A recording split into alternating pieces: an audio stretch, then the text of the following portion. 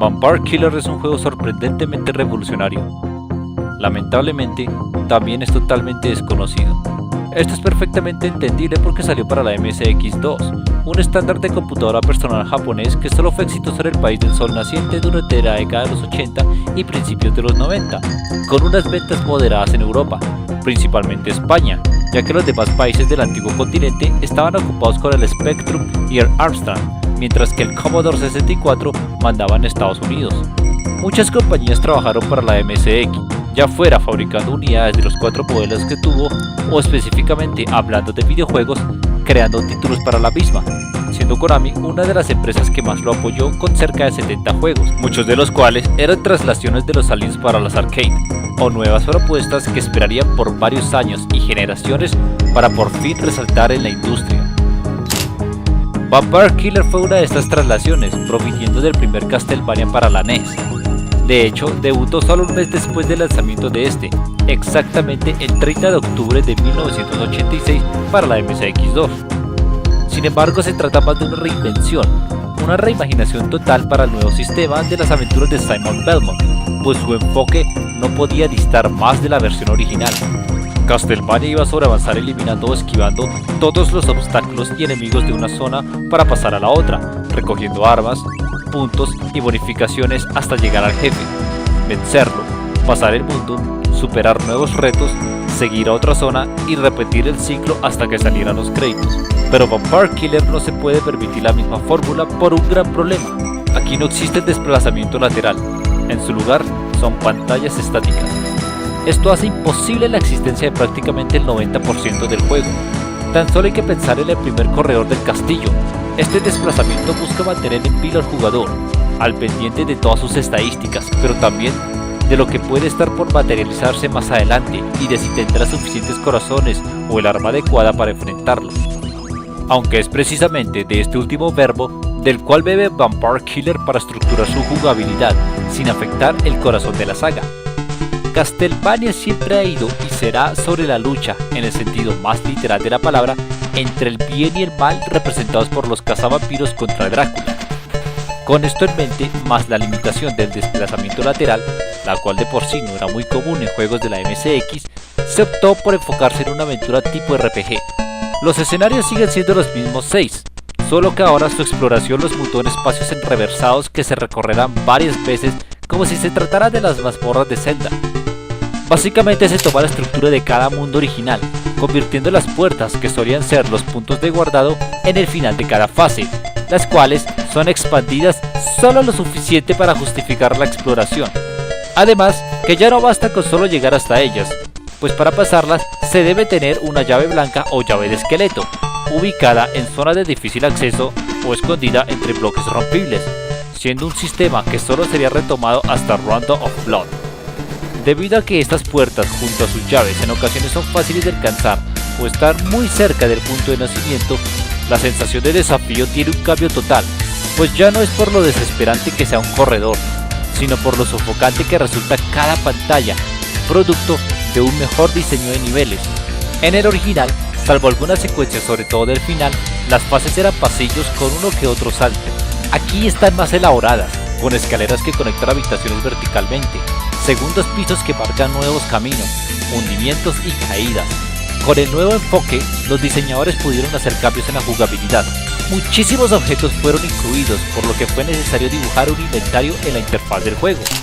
Lo primero es que ahora solo hay 2 armas secundarias, el agua bendita y el reloj, con efectos iguales junto a una estandarización en la cantidad de corazones necesarios. El hacha, la cruz y el cuchillo pasan a ser armas primarias reemplazando al látigo cuando se cogen, el cual por cierto, ahora solo necesita de un manual de mejora. El hacha funciona como boomerang en vez de hacer un arco, recorriendo solo la mitad de la pantalla, siendo en extremo dañina, mientras que la cruz sí puede ir de un lado al otro, pero con un daño levemente inferior. Si por alguna razón el jugador no alcanza a recogerlas cuando vienen de vuelta, se perderán, volviendo a usar el látigo de cuero. Finalmente, el cuchillo funciona como el original, lanzándolo hasta 2 veces seguidas como si tuviera un potenciador, ítems que por cierto ya no existen. Es tan fuerte como el látigo de cuero. Sin embargo, al no tener la posibilidad de perderlo sino con la muerte, viajar hasta el otro lado de la pantalla y tener una buena velocidad de lanzamiento, se convierte en el arma definitiva para superar la aventura. Pero las armas secundarias son solo el pináculo de la gran cantidad de ítems a obtener.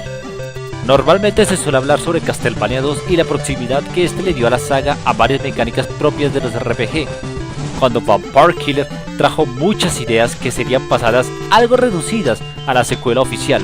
Existen dos tipos de cristales, rojo y azul, que curan parcialmente la energía o vuelven invisible el daño respectivamente.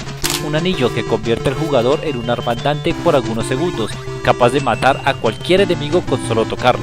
Dos tipos de escudos, uno que bloquea cualquier proyectil y el otro que reduce el daño. Unas botas que aumentan la velocidad, unas alas que aumentan el salto. Dos clases de crucifijos, blanco y amarillo, siendo el primero un engaño sin algún efecto, mientras que el segundo es capaz de eliminar todo enemigo en la pantalla. Y las populares pociones hicieron aquí su aparición, siendo capaces de curar por completo la vida. Para ayudar en la exploración, se inventó una vela que revelaba la ubicación de bloques destruibles y un pergamino que hacía de mapa oprimiendo F2. Aunque estos solo eran la mitad de los ítems. Los otros tenían funciones muy específicas y venían de dos fuentes, los cofres y las mercaderes.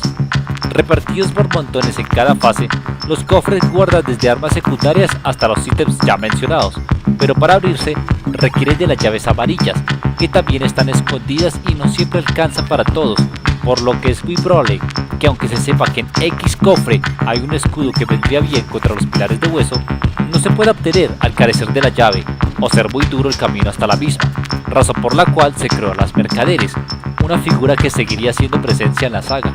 Estas ancianas siempre están ocultas entre los muros. Para interactuar con ellas hay que atacarlas, cambiando de color cada vez que reciben el impacto. Este color determina lo que harán. El blanco significa que no hubo ningún efecto. El rojo que venderán ítems. Con marrón quitarán o sumarán 5 corazones.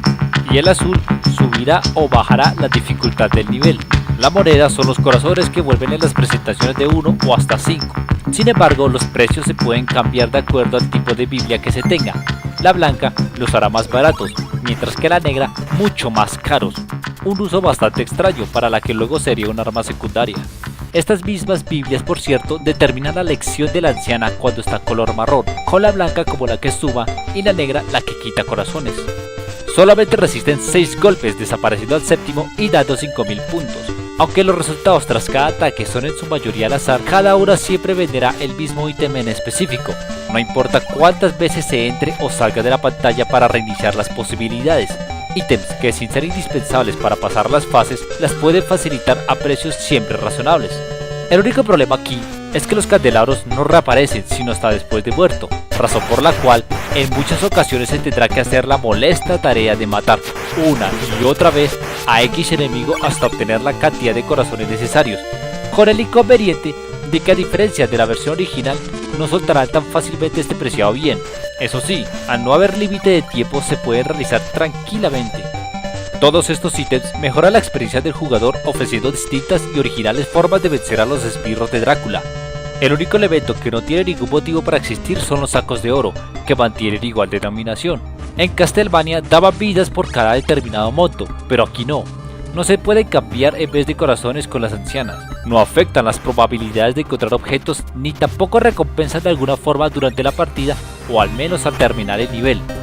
De hecho, solamente están como una especie de meta personal, puesto que las vidas siempre serán 3 y al llegar a 0 será el fin del juego, teniendo que comenzar desde el inicio, al no contar tampoco con continuaciones, un sistema de guardado de partida o siquiera uno de password. Esto último hace especialmente molesto y desesperante a Vampire Killer, nombre que hasta el momento no se sabe con exactitud por qué lo lleva. Es un título mucho más difícil, las cajas de golpe no están bien ubicadas, dejando al jugador lanzar latigazos sin destino. Los enemigos resucitan cada vez que se sale y entra de la pantalla, lo cual es una agonía, sobre todo en el mundo 3, pues muchas veces ítems útiles como el anillo ocultos en los candelabros, aunque faciliten la primera pasada, al no regenerarse como si lo hacen los monstruos, pueden dejar a la merced de la muerte al jugador, más cuando hay jorobados. Y hablando de candelabros, varios de ellos con ítems interesantes tienen ubicaciones muy difíciles de alcanzar. Tampoco se sabe qué darán. El juego nunca varía su contenido como en Castlevania, pero al haber tantos, prácticamente hay que memorizarlos todos, pues en varias ocasiones pueden dar armas que no se deseen, o de nuevo, ítems útiles, pero que se suponía que debían tomarse primero para superar la pantalla sin tanta complicación. Todo esto unido a las molestas gomas, que escondidas en bloques o en velas, fungen como trampas en las que se caerá más de una vez, puesto que no aparecen sino hasta después de la animación de destrucción del objeto correspondiente. Pero sin lugar a dudas, lo que será el motivo de muerte principal es la cantidad de cuadros por segundo. Este tema la mayoría de las veces se emplea solo como herramienta de mercadeo, midiendo la potencia del hardware sin mucho peso en la experiencia de juego. Pero Vampire Killer es de las excepciones. No importa si se juega en una MSX2 original o emulado, constantemente se acelera y desacelera de forma brusca, teniendo cómicos momentos como ver a Simon correr de repente a toda velocidad, pero siendo algo realmente molesto las demás veces, pues nunca hay un ritmo constante en la partida. Basta con solo un enemigo para que el juego empiece a sufrir, a la vez que afecta la música. Cuando hay medusas y jorobados es cuando más se padece de esta desincronización, dejando como resultado un título al que hay que tenerle mucha paciencia para acabar. Ahora, en cuanto a la atmósfera, sí supera a su antecesor. La paleta de colores es más fría, dando un aspecto lúgubre permanente. Tan solo hay que ver cómo se cambió la coloración de Simon. La potencia de la MSX presenta sprites mucho más finos y detallados frente a los de Nintendo. Los fondos son preciosistas, pudiendo contemplarse mejor, y la estructura por pantallas permite centrarse mejor en cada elemento presentado, evitando la repetición o la existencia de cosas hechas sin mucho esmero, aspectos que favorecen a casi todos los escenarios. El mundo 5 es el único que se ve afectado. Es cierto que se ven mejor las vitrinas o los cuadros, pero se pierde esa faceta inhumana y sangrienta que tenía el original, junto a los de los demás relanzamientos. Los monstruos son los mismos a la vez que los jefes, manteniendo iguales patrones de ataque, exceptuando a Drácula. No solo es que su escenario haya sido expandido, convirtiendo su austero cuarto en el que originalmente solo estaba él en una nueva fase, idea que solamente Drácula X ha retomado en toda la historia, sino que su batalla pasó de ser de una simple repetición de salto más ataque a un combate que utiliza plataformas a cada lado para mantener en movimiento al jugador, trepando y cayendo constantemente para dañarlo o huir de sus contraataques, teniendo un uso mucho más exigente en su segunda forma. Por último, el gran elemento característico de la saga sigue intacto. La música nuevamente corre a cargo de Satoe Terashima y Kinuyo Yamashita, quienes reutilizaron las melodías originales con simples arreglos acorde al sonido de la MSX. Solamente se eliminó Bojacker de la lista, siendo reemplazada por Unused, canción que no está mal, pero quita esa sensación de grandeza que dejaba la original una vez superada la difícil aventura. Pero, ¿y cómo se sabe que sí fueron Terashima y Yamashita las compositoras? Muy fácil. En vez de ocultarse bajo alias, los desarrolladores del título sí aparecen con sus nombres reales en los créditos del juego, aunque a excepción de las compositoras, no se sabe quiénes de aquí pudieron también haber participado en la versión original. Vampire Killer es apasionante. Es un juego con muchas buenas ideas, conceptos frescos y un resultado sólido. Sin embargo, no es totalmente recomendable. Al menos que se haga por estudios, ya sea analizando o recopilando información sobre la evolución de elementos en los RPG y sus variantes, o se sea un fanático a muerte de la saga, el juego no puede ir para más público. Aparte de los elementos mencionados que elevan su dificultad, peca de obtuso en más de una ocasión, con su diseño de niveles en bucle que pueden dejar perdido al jugador como pasa en el mundo 3, o su sistema de exploración usando túneles en el 4, en el cual no se da ninguna pista sobre qué hacer o siquiera la combinación para acceder a esto, haciendo que se pierdan todas las vidas con las constantes peleas contra los dragones de hueso, mientras averigua la forma de superarlo, sin mencionar que los controles se vuelven innecesariamente complicados y ajenos a quienes hayan jugado la trilogía Nintendo, con combinaciones realmente extrañas para algo tan simple como lanzar el agua bendita o totalmente indescifrables y que probablemente ni se sabrá que existían aún después de pasar la aventura, como el botón para ver el mapa. Pero eso es lo que lo hace tan especial. En vez de ir por lo seguro como harían títulos que serían aclamados en el futuro, Konami se arriesgó buscando nuevas formas de hacer un Castlevania, y aunque haya sido solo la semilla, plantó lo que más tarde sería un gran árbol, con resultados poco a poco mejores de lo que actualmente es considerado un género por sí solo.